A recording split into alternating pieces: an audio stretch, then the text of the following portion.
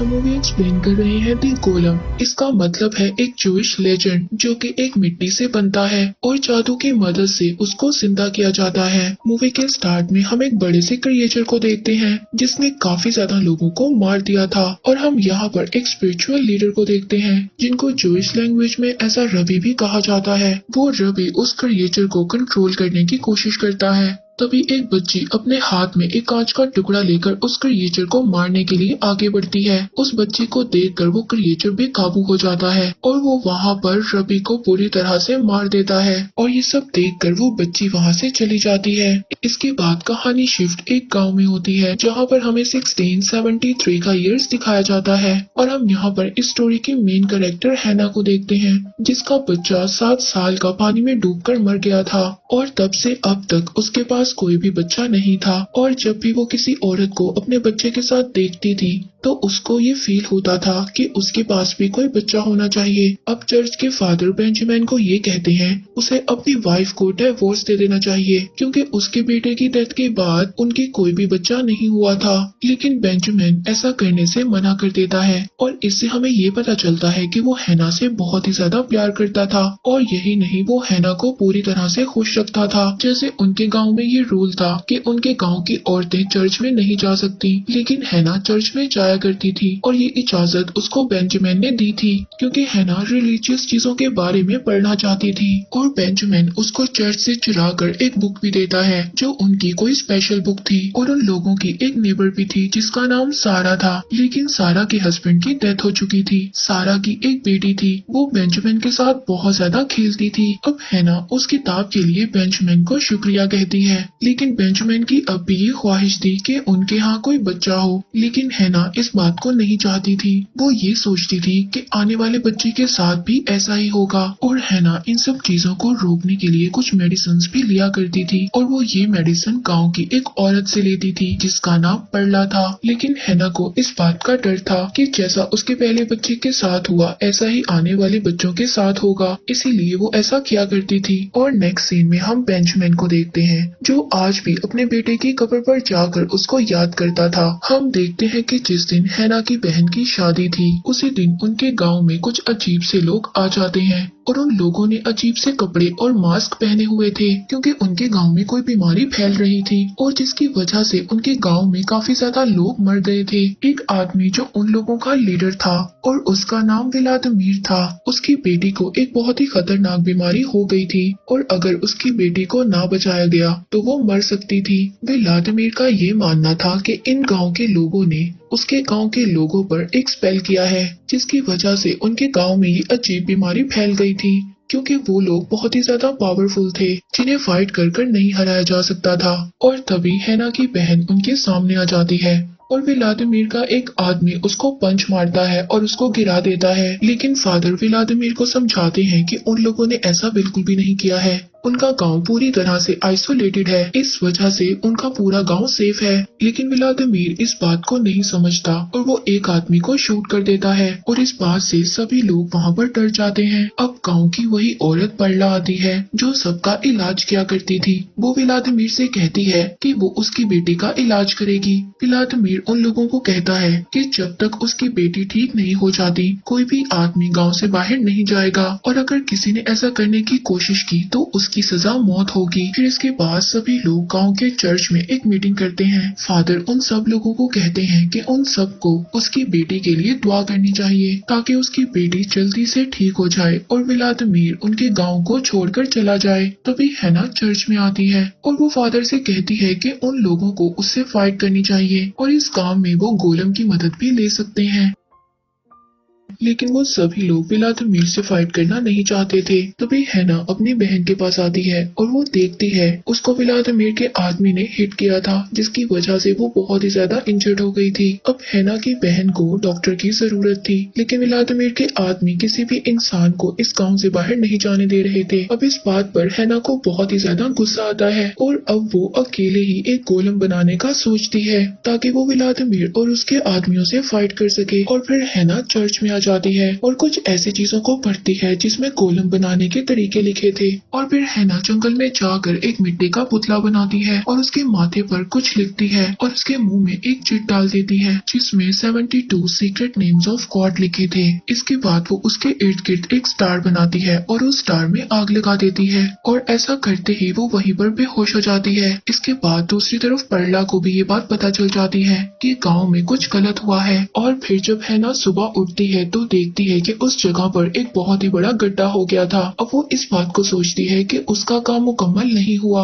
और वो वहाँ से मायूस होकर अपने घर चली जाती है। अब घर जाकर वो अपने बेटे के सामान को देखने लगती है जिसमें एक गुड़िया भी रखी होती है। अब रात को हैना और बेंजामिन जब डिनर कर रहे होते हैं और तभी उन्हें ऐसा फील होता है कि उनके घर में शायद कोई है और ये बात चेक करने के लिए हैना दोबारा से अपने बेटे के रूम में जाती है। हैना जब फ्लोर पर देखती है तो वहाँ पर एक बच्चे के पाँव के निशान थे और दूसरी तरफ बेंजामिन को भी ये बात पता चल गई थी कि हैना कोई मेडिसिन लेती है जिसकी वजह से हैना प्रेग्नेंट नहीं होती। अब बेंजामिन हैना से नाराज हो जाता है और घर से बाहर चला जाता है। फिर अगले दिन हैना अपने घोड़े के पास जाती है जो कुछ अजीब किस्म का बिहेव कर रहा था। तभी वहाँ पर वो एक बच्चे को देखती है जिसकी पूरी बॉडी पर मिट्टी लगी हुई थी, लेकिन तभी उसका घोड़ा भी बेकाबू होकर वहाँ से भाग जाता है। और जब हैना दोबारा से उस बच्चे की तरफ देखती है तो वो बच्चा भी वहाँ से गायब हो जाता है और वहाँ पर सिर्फ उसके बेटे की डॉल पड़ी थी। इसके बाद हैना दोबारा से उस जगह पर जाती है जहाँ पर उसने गोलम को बनाने की कोशिश की थी।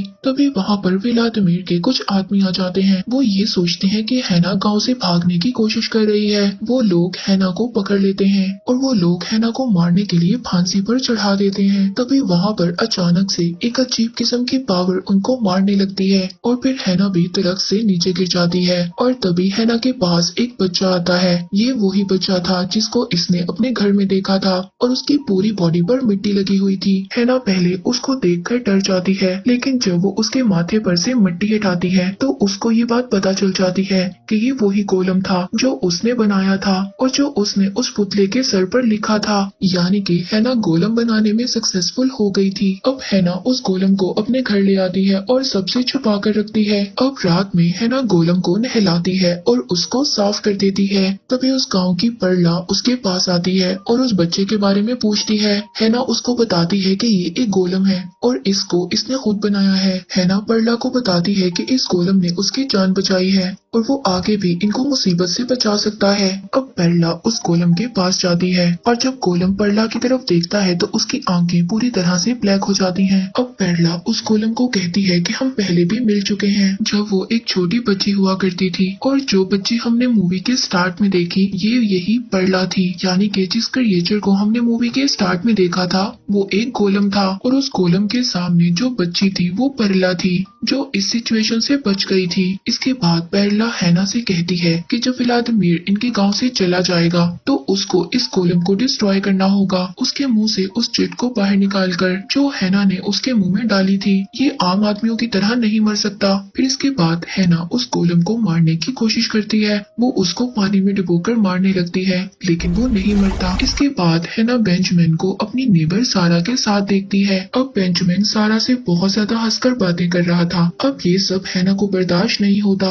वो अब घर जाती है और घर जाकर एक चाकू निकालती है। वो सारा को मारने वाली थी। तभी उसके सामने गोलम आ जाता है और उसको देखकर उसका गुस्सा खत्म हो जाता है और फिर हैना अपने बेटे का एक सूट गोलम को पहना देती है। और फिर हैना को ये बात पता चलती है कि अगर उसको दर्द होगा तो गोलम को भी दर्द होगा और अगर गोलम को कुछ दर्द हुआ तो हैना को भी दर्द होगा। और दूसरी तरफ हम बेंजामिन को देखते हैं जो सारा के घर खाना खाकर दोबारा चर्च में प्रेयर करने के लिए चला जाता है। और फिर अगली सुबह हैना जब उठती है तो वो देखती है कि उसकी नेबर सारा को पूरी तरह से किसी ने मार दिया था और सारा को गोलम ने ही मारा था क्योंकि हैना ऐसा ही चाहती थी और गोलम उसकी फीलिंग्स को महसूस कर सकता था। लेकिन बेंजामिन और गांव के दूसरे लोगों को ये लग रहा था कि ये सब कुछ व्लादिमीर और उसके आदमियों ने किया है। और फिर सब लोग व्लादिमीर से फाइट करने का डिसाइड कर और फिर जब वो लोग व्लादिमीर के आदमियों से फाइट करना स्टार्ट करते हैं तो उनके गांव का एक आदमी मर जाता है। तभी एक आदमी जब बेंजामिन को मारने की कोशिश करता है तो उस आदमी का सर बुरी तरह से ब्लास्ट हो जाता है और हम देखते हैं कि हैना वहाँ पर गोलम को लेकर आ गई थी। लेकिन व्लादिमीर ये सब समझ जाता है कि ये सब गोलम ने किया है और वो उसको फायर करने लगता है। लेकिन इस बात का गोलम पर कोई भी भी असर नहीं हो रहा था, तभी पीछे से व्लादिमीर की बेटी उसको आवाज देती है। वो ठीक हो गई थी और हैना भी गोलम को रोक देती है। इसके बाद हैना व्लादिमीर को वार्न करती है कि वो अपनी बेटी को लेकर इस गांव से चला जाए और व्लादिमीर भी अपनी बेटी को लेकर वहां से चला जाता है। अब गांव के सभी लोग इस बात से बहुत ज्यादा खुश थे। अब रात को बेंचमैन और हैना जब खाना खा रहे होते हैं तो हैना बेंचमैन को बताती है कि गोलम को म्यूजिक बहुत ज्यादा पसंद है और तभी बेंचमैन उसके लिए वायलिन बजाने लगता है और फिर हैना उस गोलम को सुला देती है और बेंचमैन भी हैना को इन सब बातों के लिए माफ कर देता है। और फिर रात को पेरला भी उनके घर आ जाती है। वो गोलम को मारने की कोशिश करती है लेकिन गोलम पेरला को बुरी तरह से मार देता है और उसका खून हैना के बेडरूम में आकर गिरता है। और जब बेंचमैन ये सब जाकर चेक करता है तो उसको पता चलता है कि पेरला की डेथ हो गई है और उसको गोलम नहीं मारा है और वो एक प्रोटेक्टर नहीं है बल्कि एक हार्टलेस डीमन है। और फिर बेंचमैन हैना को बताता है कि पेरला को इस गोलम ने मार दिया है और ये कोई प्रोटेक्टर नहीं है, ये हम सबको भी मार देगा। लेकिन हैना बेंचमैन की बात को नहीं समझती और फिर बेंचमैन फादर के पास जाता है। वो फादर को ये सब बातें बताता है कि गोलम ने पेरला को मार दिया है। बेंचमैन बताता है कि गोलम इनोसेंट लोगों को भी मारता है। फिर फादर उसको 10 लोगों को इकट्ठा करने का कहते हैं और उस पर एक स्पेल को परफॉर्म करने का भी कहते हैं और फिर उसको बताते हैं कि उस पर वो एक स्पेल को परफॉर्म करेंगे। और दूसरी तरफ हमें दिखाया जाता है कि व्लादिमीर की बेटी भी मर जाती है और व्लादिमीर अब ये सोचता है कि ये सब उन गांव वालों की चाल है। और फिर व्लादिमीर अपने साथियों को लेकर हैना के गांव में आ जाता है और वहीं पर गांव में बेंचमैन 10 लोगों को इकट्ठा कर लेता है और गोलम को वायलिन बजाकर अट्रैक्ट करता है और ऐसा करते करते वो उसे चर्च में ले जाते हैं ताकि हैना को इस बात का पता ना चल सके और वो चर्च में जाकर गोलम को खत्म कर दें। और अब वो गोलम पर जादू करना स्टार्ट करते हैं और गोलम जोर जोर से उस जादू से हिलने लगता है। अब हैना को भी वो सब कुछ फील हो रहा था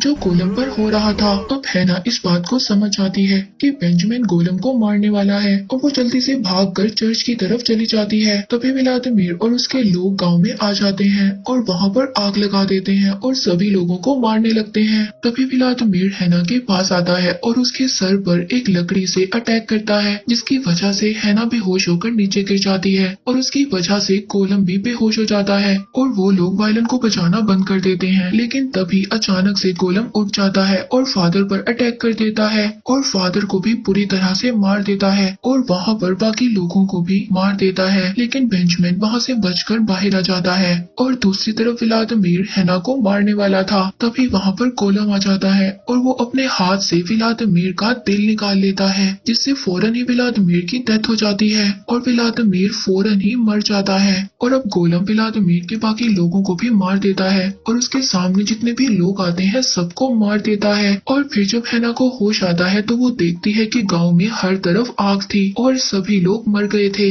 इसके बाद बेंजामिन हैना के पास आता है और उसको समझाता है कि ये उनका बच्चा नहीं है, उनका बच्चा कई साल पहले मर चुका है। अब हैना गोलम के पास आती है और उसको गुड बाय किस करती है और उसके मुंह से वो पर्ची बाहर निकाल लेती है जिससे गोलम वहीं पर मिट्टी में चेंज हो जाता है और मर जाता है। और इसके बाद बेंजामिन हैना को हक करता है। अब वो पर्ची उड़ती हुई सारा की बेटी के पास चली जाती है और वो उस चिट को उठाकर अपने पास रख लेती है और मूवी यहीं पर एंड हो जाती है।